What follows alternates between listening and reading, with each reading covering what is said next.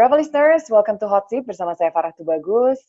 Dan kali ini kita kembali pakai Zoom karena kita masih dalam situasi lockdown, Bravo listeners. Tapi pastinya tamu kita kali ini, buat Anda yang sering nonton Metro TV, pasti ngeliat mukanya doang atau dengar suaranya aja, pasti udah langsung udah tahu nih siapa.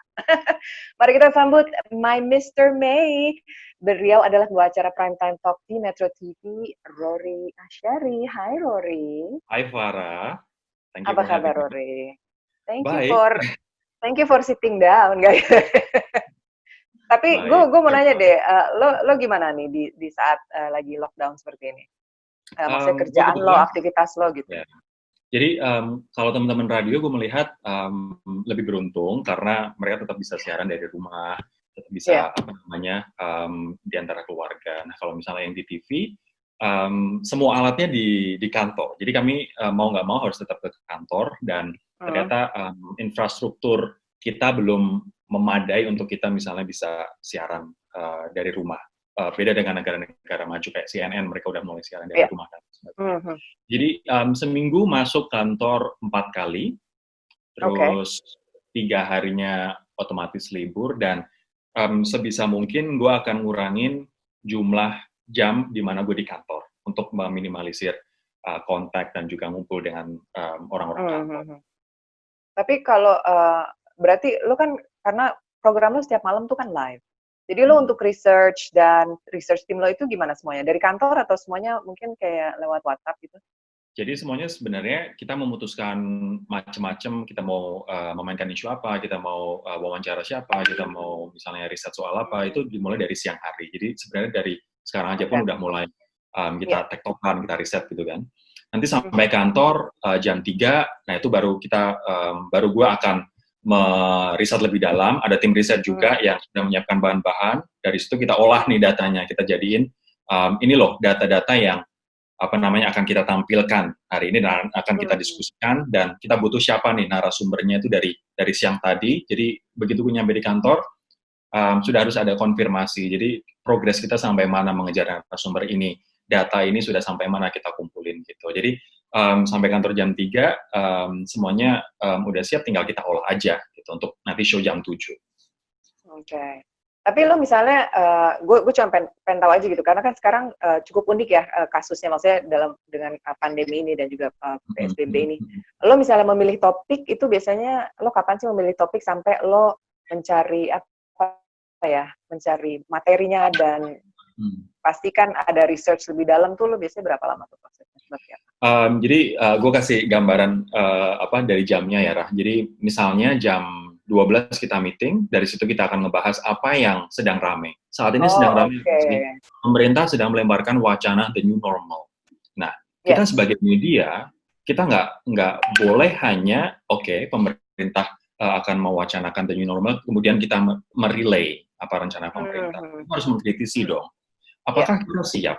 Di saat kemarin itu adalah rekor penambahan kasus tertinggi, 907 kasus dalam 1 hari. Apakah di saat penambahan kasus kita terus tumbuh, kita siap untuk the new normal? Nah, makanya kita kemarin mengangkat topik itu. Nah, siapa yang bisa kira-kira menjawab ini, new normal? Kemenko Perekonomian, misalnya. Kemarin kebetulan Pak Menterinya kayaknya karena ada halangan, ada kerjaan, ada meeting, jadi nggak bisa. Terus kita Bappenas. Akhirnya kita wawancara kemarin dengan Kepala Bappenas untuk menjelaskan apakah kita sudah siap dengan the new normal ini, ataukah kita belum. Gitu. Nah itu wawancara dengan Kepala Bappenas, dengan Menteri Perencanaan Pembangunan Nasional, Pak Suharso. Tapi setelah itu kita kaji lagi dari sisi medis. Kalau tadi dari sisi pembangunan, dari sisi ekonomi, dari sisi sosial, sekarang dari sisi medis nih. Gitu. Dari sisi medis ternyata kita masih jauh dikatakan dari siap the new normal, karena faktanya masih banyak penularan, kemudian orang-orang masih belum disiplin, PSBB belum dikatakan berhasil, jadi kita masih jauh. So we try to view from different perspectives, and we will conclude whether we're ready or not itu dari program. Jadi keduanya kita belum siap. Alright, karena memang kalau dilihat di gue sendiri udah benar-benar nggak keluar rumah. Everything is online now, so I just use everything online. Tapi kalau beberapa temen gitu yang ngirimin foto di luar, atau misalnya gue nonton berita pun gitu, kayak di luar tuh masih yang kayak nggak berasa lagi PSBB gitu. Bener yang kata lo bilang itu tadi. Iya, itu Oke, aspeknya. nggak berasa kita pertama udah 5 menit lah, Rory. Kita harus break dulu ya. Abis Oke. ini gue mau nanya sedikit background-nya Rory nih, ya Brava listeners. Penasaran kan kira-kira seorang Rory Asyari ini tadinya Mr. Solo ya? Oke, Rory, gue tadi sebelum break gue sempet bilang, lo kan jadi, emang udah agak lama sih nih, tahun 2006 ya, lo kan jadi putra Solo. Gimana tuh? Lo memang mengambil itu karena lo senang, karena kan memang lo kalau mengikuti kompetisi apapun menurut gue itu kan harus ada disiplinnya ya. Apakah Betul. lo mengikuti dari itu, soalnya apalagi lo sekarang menjadi seorang jurnalis, anchor, ini juga lo ada disiplin sendiri gitu. Lo transisinya gimana tuh menjadi Jadi putra sebenarnya kota? Putra Putri Solo itu kan kayak Abang None Jakarta. Di Ya. semua wilayah, semua daerah akan punya kayak gitu. Dan Hmm. motivasi orang macam-macam. Motivasi orang misalnya untuk gue pengen mengembangkan diri, gue sekarang masih blur nih soal gue pengen apa. Waktu itu gue masih semester 2 kan. Dan Oke. mahasiswa semester 2 itu kan masih dalam Masih tahap-tahap, pengen oke, gue coba-coba ya? coba-coba, mencari jati diri Iya. gitu. Untung coba-cobanya yang benar, bukan coba-coba yang salah gitu. Nah, jadi waktu itu gue kayaknya pengen nata hidup gue biar lebih tertata gitu. Jadi Iya. duta wisata, gue tahu Solo. Jadi kenapa nggak misalnya gue menjadi representasi dari Solo untuk beberapa event atau beberapa occasions gitu. Sama seperti Iya. teman-teman misalnya Abang None lah gitu. Iya. Sebenarnya itu sih. Jadi waktu itu masih kuliah semester 2, terus sekalian jadi biar jalannya lurus gitu. Sekarang alhamdulillah ya, lo udah jadi seorang ini yang udah punya acara program sendiri lagi, dan Jalannya naik turun sekarang. naik nggak apa-apa, yang penting ada naik. Gue soalnya gue pernah lihat lo di TV, tapi terus gue mendengar juga pas lo interview di Brava sama Leo ya waktu itu ya. Gue lagi on the way ke Brava tuh gue dengerin Leo, gue bilang, Le, ini orang siapa sih, menarik banget, gue bilang gitu. Terus dia bilang, oh dia anchor di, dan gue pas datang kebetulan lo udah cabut, katanya kayaknya sibuk di Ya, Par. Oke, sorry dia udah sibuk. Oke, back to the point Rory sekarang ya, jadi ngelantur nih ngomongnya. Oke, lo sebenarnya sampai lo sekarang menjadi seorang anchor dengan programmu sendiri, gue juga sempat research kalau lo dulu sering dikirim ke lapangan nih. Dan lo ada ya. beberapa lo sebenarnya as a journalist, as an anchor, lo lebih senang tuh benar-benar you're out there di lapangan, lo ketemu sama orang lo itu, atau lebih baik kayak desk job istilahnya kayak gitu sekarang? Jadi sebenarnya jurnalis di broadcast itu apa ya, spektrumnya tuh luas banget, Fer. Jadi ada kalanya kita akan ke lapangan, ada kalanya akan ke studio. Tapi kebetulan karena dipercaya sama perusahaan buat lo gue kasih satu program, udah lo urusin tuh gitu. Jadi otomatis bagian besar waktu gue akan fokus di situ. Tapi tidak berarti gue akan lepas dari lapangan. Di mana lapangan ini yang ngebesarin gue. Dulu gue liputan full 3 tahun, terus setelah itu masih bolak-balik lapangan untuk misalnya event-event besar begitu yang membutuhkan misalnya reporter yang lebih senior. Jadi gue masih juga ke lapangan juga. Menurut gue dua hal ini sama-sama enjoyable dan kita juga harus bisa enjoy. Kalau misalnya gue melihat seorang news anchor nggak akan matang kalau dia nggak matang di lapangan, gitu. Kayak misalnya seorang Rosyana Silalahi, kayak misalnya seorang Najwa Shihab, dia nggak akan bisa menjadi saat ini sebelum dulu dia berdarah-darah dalam tanda kutip di lapangan. Karena dengan di lapangan kita jadi kenal orang, kita tahu the real fact soal kehidupan sosial, kita tahu sekeliling kita, kemudian kita tahu bagaimana gather information, kita tahu fact checking, kita tahu fact finding, dan akhirnya orang-orang yang dulu gua ketemu di lapangan ya sekarang udah pada jadi-jadi nih, ya akhirnya teman-teman sendiri juga gitu. Pun kayak misalnya Kani Ilyas yang di TV One, dulu ketika dia tiap hari nongkrong, tiap hari liputan di Mabes Polri, sekarang yang jadi penting-penting Polri adalah teman-teman dia ketika dulu dia masih mangkal di Mabes Polri. Jadi it's an investment sebenarnya kalau kita di lapangan dan kita matang di lapangan. Untuk ke studio itu akan jadi lebih gampang dan orang jadi lebih percaya sama apa yang kita omongin karena kita tahu the real situation. Iya, you were there gitu kan. Tapi lo sendiri nih, lo ya udah pernah ke lapangan, yang paling challenging atau mungkin ada nggak sih satu tempat atau satu peristiwa di mana lo di tengah-tengah lo di lapangan itu dan what was it gitu, apa rasanya? Waktu ini sih dulu sebenarnya ada kejadian topan gede banget, topan Haiyan ini di Tacloban, Filipina. Kantor memutuskan, lo berangkat di sana. Nah, untuk mencapai Tacloban itu resort, kayak misalnya Lombok gitu, jadi kayak pulau sendiri. Untuk mencapai di sana, penerbangan tuh udah nggak ada sama sekali yang ke Tacloban, jadi lo harus mikir caranya gimana caranya bisa sampai sana. Ada waktu itu gue berangkat dari Jakarta ke Manila, akhirnya naik pesawat lagi ke Cebu, dari Cebu baru naik kapal ke nama suatu kota sebelum Tacloban namanya Ormoc. Nah, sampai Ormoc aja udah rusak itu kota, udah hancur-hancuran gitu. Ratusan meninggal di Ormoc. Nah, dari Ormoc, gue harus ke Tacloban. Nggak ada bis, nggak ada kendaraan, nggak ada mobil, akhirnya gue numpang TV lokal di sana. Nah, akses ke Tacloban tuh benar-benar susah gitu. Dan kenapa gue beberapa kali wawancara bisa dikatakan bahwa gue satu-satunya wartawan Indonesia, ya karena memang nggak ada wartawan Indonesia yang lain yang di sana. Yang ada wartawan Indonesia yang ikut rombongan misalnya BNPB atau apa memberikan bantuan itu sampai ke bandara. Sementara yang masuk-masuk ke kotanya, gue benar-benar melakukannya sama camper gue berdua sendiri gitu. Sampai nginep di rumah warga gitu. Nah menariknya di sana itu karena begitu gue nyampe itu hari ketiga, mayat-mayat itu di mana-mana tapi udah dibungkus plastik gitu di pinggir jalan. Nah karena boro-boro mau nyari air bersih, boro-boro mau nyari makanan, semua kan hancur gitu kan.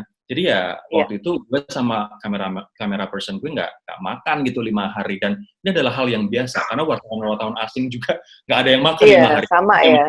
Coklat wafer yang dibawa dari negara masing-masing aja gitu, dan itu menurut gue begini ya ternyata jadi rasanya jadi wartawan yang lo ngeliput bencana jauh dari kampung halaman lo, bahkan ini negara orang lain, infrastruktur benar-benar hancur, dan lo harus survive dengan your human instinct gitu. That sounds amazing. Tapi gue nggak bisa ngebayang karena airport Cebu aja itu kan udah kecil, itu airport tuh kecil ya. Cebu in the Philippines is very small gitu. I mean, I know it's a resort town for Philippines, but Cebu is just like it's really small. Jadi gue cuma ngebayang dari konteks di situ aja yang dibilang main airportnya untuk resort itu sampai lo mesti masuk ke dalam sih.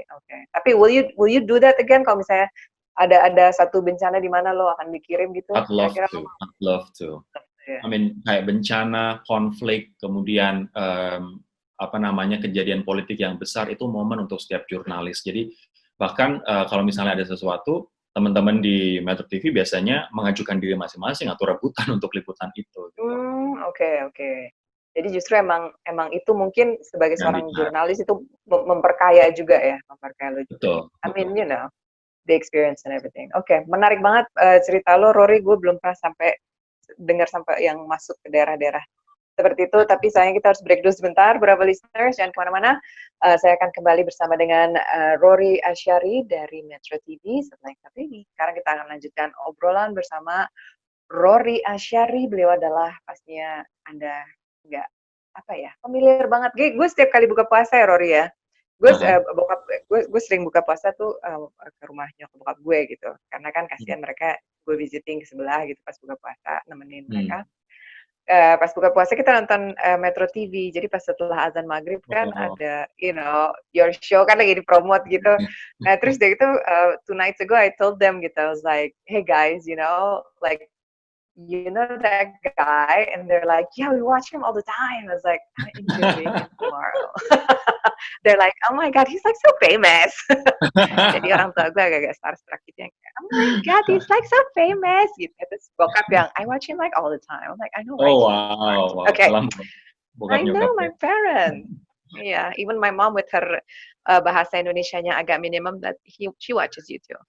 So, thank you. Compliments from my parents, Rory, and from me.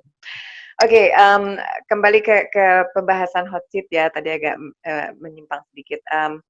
Gue sempat research, sempat agak-agak kepo Instagram lo dan lain-lain.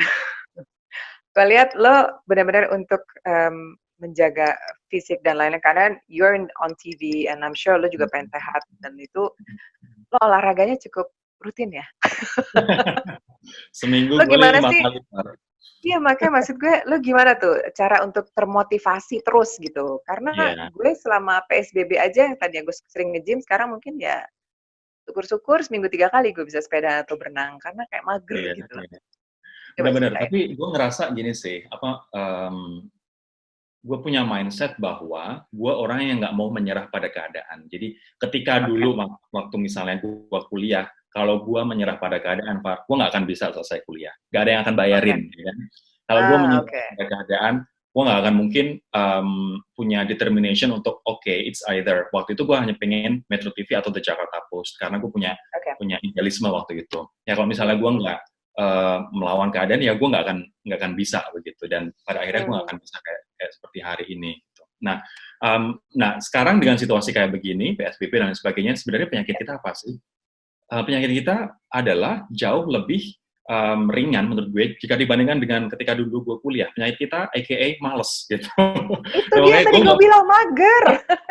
oke, gue nggak Nah, mau kalah sama ya. keadaan. Ketika keadaan gue dulu jauh lebih lebih susah gitu kan, lebih Mhm. parah. Makanya Mhm. Oke. makanya gimana caranya adalah yuk gue lawan itu. Nah, ternyata sharing is empowering gitu gue merasa. Dengan Oke. gue share apa yang gue lakukan setiap hari dan ini menginspirasi Hmm. banyak orang, orang lain banyak ikut-ikut gitu, pakai galon, pakai Hmm. cobek, pakai kursi. Ternyata it empowers me loh untuk go on Iya. and go on gitu. Iya. Jadi sekarang Mhm. ketika gue bilang bahwa seminggu harus 5 kali ya, gue walk the talk dan gue Hmm. share apa yang gue lakukan. Sekarang ada di YouTube juga. Jadi Hmm. itu malah membuat gue untuk semakin semangat gitu loh. Mhm. Apalagi yang pas lo burpees gitu gue sampai, oh, astagfirullah. Berat banget olahraganya. Gue yang sepeda statis 5 kilo aja kayak udah, pas gue ngeliat Instagram gue gini, I think I need to do more. Tapi that's good. Maksudnya gue seneng ngelihat orang-orang seperti lo gitu yang maksudnya lo nggak patah semangat biarpun di tengah pandemi ini sekalipun gitu. Maksudnya lo masih ada positive outlook, positive outcome dan gue terus terang itu yang gue cari gitu dari seorang apa ya public figure gitu. Maksudnya seperti lo gitu kan yang public figure yang banyak orang juga melihat ke lo gitu kan. Dan gue seneng aja gitu. I mean, so thank you for keeping us inspired. Seperti gue sendiri gitu. Maksudnya gue yang sampai pas ngeliat lo gini, itu juga bisa sih. Mungkin belum berpis ya, tapi mungkin Nggak sepeda gue apa-apa, bisa 10 kilo. minimal semangatnya dulu ketularan ya kan. Minimal semangatnya dulu ketularan. Nah, tapi terus terang dengan di tengah pandemi ini gitu ya, gue balik lagi ke COVID karena kan ini memang juga satu yang seluruh dunia lah kita lagi mengalami ini. Untuk lo bisa tetap terus lo berani untuk keluar, lo berani untuk ke kantor karena ya terus terang Rory banyak teman-teman gue pun yang agak sedikit fobia sekarang untuk keluar Ya, gitu-gitu. Lo gimana untuk lo sendiri kan lo bilang tadi lo nggak mau patah semangat tapi menurut gue COVID ini agak melebihi itu gitu. Lo ya. sendiri gimana tuh? Gue ngerasa gue adalah orang yang agak control freak, Far. Jadi penyakit orang yang agak control freak adalah Don't say kayak gitu. Gimana? ketika sekeliling kita nggak punya kesadaran, nggak punya tanggung Hmm. jawab, kita tuh jadi kayak marah gitu. Kayak misalnya lihat orang nggak pakai helm. Saat sekarang lihat orang nggak pakai masker itu Masker. gondok dan it really Ya. affects your mood, ya kan? Karena lo selama ini pengen semuanya tertib, berjalan disiplin, lancar dan sebagainya. Cuman Ya. akhirnya ya kalau gue sendiri ke kantor, gue akan pakai benar-benar fully mask, nggak Oke. peduli apapun itu, bahkan ketika gue ganti baju dan lain sebagainya, kecuali ketika gue siaran doang. Jadi gue fully mask. Dan gue expect orang juga, please respect me, please protect me by wearing a Yes. mask. Yes. I protect you by wearing a mask, please do the same by wearing a mask Ya. too. Gitu. Cuman kadang-kadang nggak semua orang kayak gitu. Akhirnya ya gue tegur aja, tolong dong pakai masker, atau Ya. yang dimaskerin bukan dagunya ya, yang dimaskerin adalah hidung sama mulutnya gitu. Bukan double Aduh, chin-nya ya. bukan, ya bukan double chin-nya, exactly. Tapi Oke. adalah mulut dan hidungnya. Jadi gue sering menegur teman-teman, ngasih tahu teman-teman, menyarankan teman-teman, please protect me because I'm protecting you. Gitu. Ya itu, gue sangat-sangat belajar disiplin banget sih di pandemi COVID-19 ini. Dan menurut gue, kantor pun juga sudah ketat karena masker, hand sanitizer, fasilitas cuci Yes. tangan, Yes. semua ada. Cuman masalahnya niat atau enggak. Nah, ketika mereka nggak niat, gue di situ mengingatkan. Control freak lo di situ keluar ya. Freak gue di situ keluar. Oke. Tapi satu pertanyaan terakhir sebelum kita break nih, Rory. Buat lo mungkin selama pandemi ini, apa sih yang paling berat atau mungkin apa yang paling berubah dari lo dari segi pekerjaan, keseharian atau apa menurut lo yang cukup signifikan tuh apa sih dalam diri lo yang berubah setelah pandemi ini? Menurut gue positif dulu ya, bahwa gue sekarang dilatih untuk melihat hal positif di tengah segala kesusahan yang ini kesusahan yang bukan cuma gue doang yang ngalamin, tapi semuanya, Agatha, semuanya mengalami gitu. Tapi kita harus melihat sisi positifnya. Ini mengajarkan gue satu hal yang gede banget menurut gue. Dan itu berimpact pada gue ngejalanin bisnis, gue kerja, terus gue melakukan hal yang lain, dan gue berkontribusi buat orang lain. It's really impactful.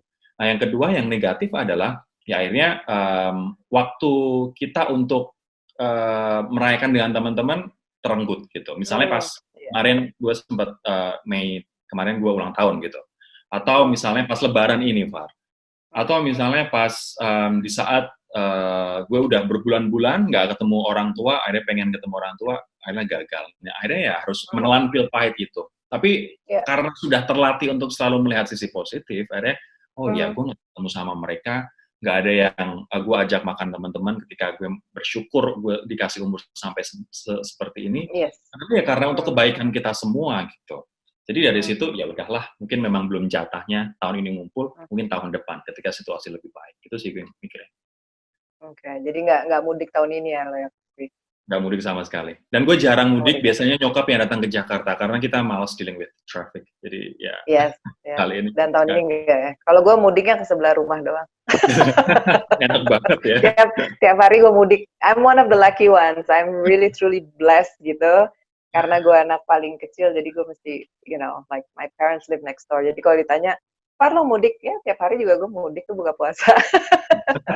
Oke, Rory, sekarang kita masuk ke segmen terakhir. Gue di hot seat suka kasih sedikit lightning round. Kalau di studio biasanya diwaktuin sama Agatha, dia sampai yang tet gitu 5 detik.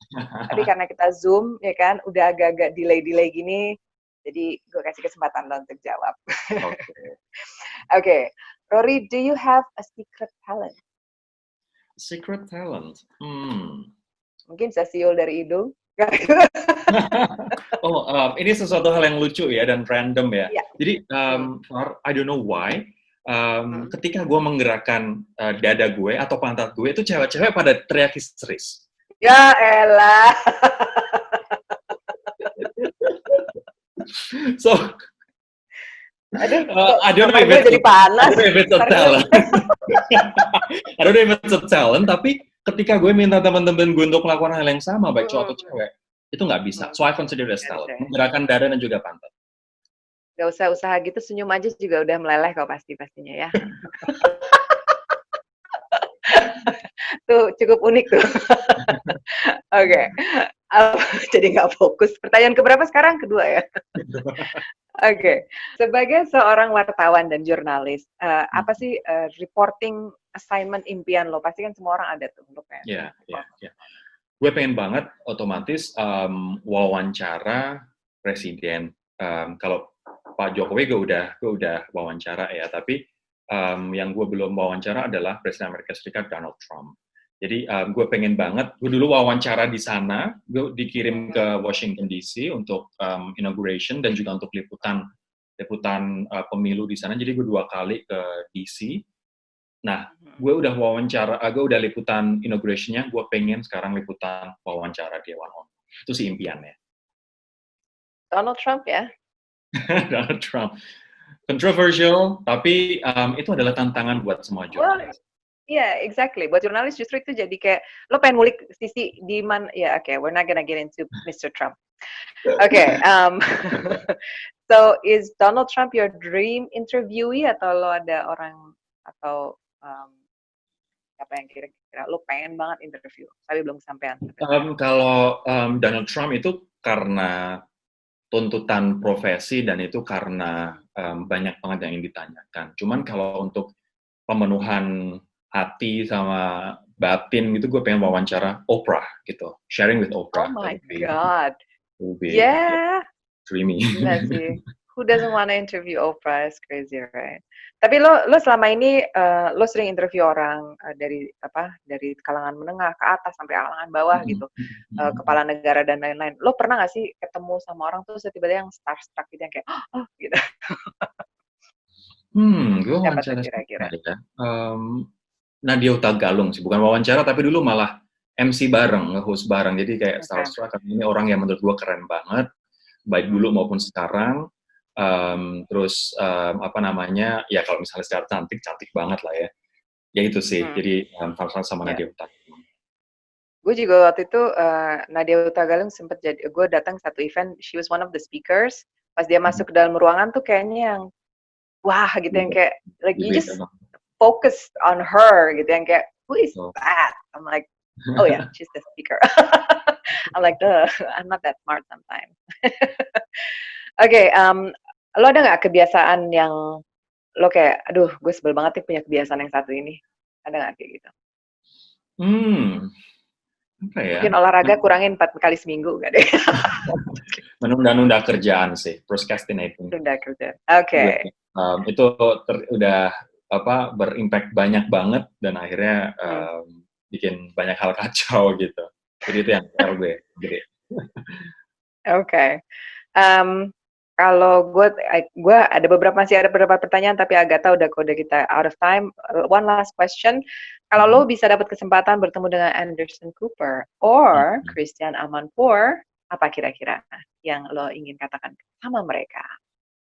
Gue pengen mengatakan bahwa you know what, you guys are one of the inspirations why I became a news anchor gitu. Selain inspirasi-inspirasi dari dalam negeri kayak dulu ada Salsa Yusar Yahya, Desi Anwar, dan Aiswara gitu.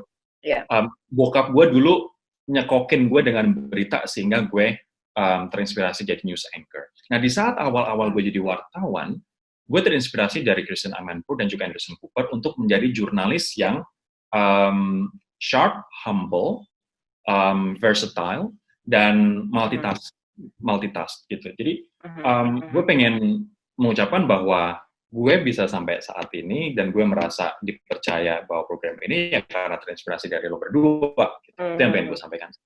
Oke. Ada yang mau sampaikan ke saya nggak gitu? Oh kalau Farah banyak banget Farah yang ingin sampaikan. Waduh, nanti aja ya. Programnya cuma 1 jam. Thank you for inviting me dan salam buat bokap dan nyokap lo. Thank you. Mereka seneng banget pasti mereka GR gitu ya. Oh my God, they know us like, yeah, you're my mom and dad. Of course he knows me. Thank you Rory. Mungkin karena kita baru dapat kabar kalau PSBB ini diperpanjang, lo bisa kasih maybe some last words kepada Brava listeners untuk please stay home, wear your mask. Say something, Rory. Come on, people listen to you. Amin. Nggak, maksudnya kita mesti tahu dulu bahwa kita tuh di sini nggak dikurung. Sehingga PSBB ini bukan kurungan, kita nggak bebas, tapi semua ada alasannya. Bahwa kita nggak boleh ngumpul, kita sebaiknya kalau keluar itu hanya terpaksa, dan kita sebaiknya tinggal di rumah adalah untuk biar kita nggak tertular, dan kita nggak nularin. Coba bayangin kalau misalnya kita jalan-jalan aja gitu. Kayak misalnya kemarin di Bekasi yang rame mall gitu, atau di Malang yang pasar rame orang beli baju di Tanah Abang. Terus kita merasa sehat, begitu kita pulang, virus-virus itu nempel di kita atau kita tertular tapi kita nggak sadar, akhirnya menularkan orang-orang yang kita sayang di rumah gitu. Kita mungkin akan kuat-kuat aja, tapi mereka yang punya kondisi yang rentan, mereka bisa langsung kritis dan bahkan nggak ada. Ini adalah sesuatu yang nggak kita inginin gitu loh. Jadi PSBB diperpanjang, jangan mengeluh, karena semuanya ada alasannya, yakni itu buat kebaikan kita, dan juga orang-orang yang kita sayangi. Jadi, please stay at home, kalau misalnya terpaksa banget keluar rumah, selalu bawa hand sanitizer kecil, dan selalu pakai masker dimanapun berada. Okay. There you go, Brava listeners. Last words of encouragement dari seorang Rory Asyari. Terima kasih sekali. Semoga kita semua stay home and stay safe ya, Rory ya. Semoga ini segera berlalu ya. Iya, semoga COVID ini akan segera berlalu. Rory, thank you so much. It was a pleasure. Aneh aja gitu kayaknya biasanya gue ngeliat lo di TV, sekarang gue ngeliat lo lewat Zoom. Biarpun masih lewat layar sih. Tapi ini layarnya Oke, beda, kita ketemu bukan di layar darat ya, televisi. kalau udah Iya. kalau udah Nanti membaik. kalau udah ini mungkin beberapa bulan ke depan, ya nggak gitu. Kopdar. Oke, Rory. Thank you so much Thank ya. you banget, Mbak. Ya, And Bravo listeners, itu tadi perbincangan saya di Hot Seat for my Mr. May, Rory Asyari. Anda pasti bisa melihat dia di Metro TV di acara Prime Talk Metro TV. Pastinya I'll see you tonight, Rory. thank you. Thank you. Looking I'm forward not to it. dating Rory, oke, Bravo listeners. Nanti gosip lagi. Oh my God, Farah habis interview Rory. No, maksudnya di TV. Saya mau nonton Prime Talk loh. Malam ini nggak ada ya, Jumat? Ada nggak sih? Malam ini Gue ngeliat ada, lo tapi nanti akan ada ya? kepotong sidang isbat karena sidang isbat Oh di iya, sidang Kementerian isbat Agama. ya malam ini ya. Tuh. Oke, ya udah pasti kok. Gue biasanya habis buka puasa gue nonton Rory. Thank you. Thanks for keeping us informed, Rory, and keep up the good work, man. You're doing an amazing job. You too. You too. Okay, thank you, Rory ya. Bye-bye.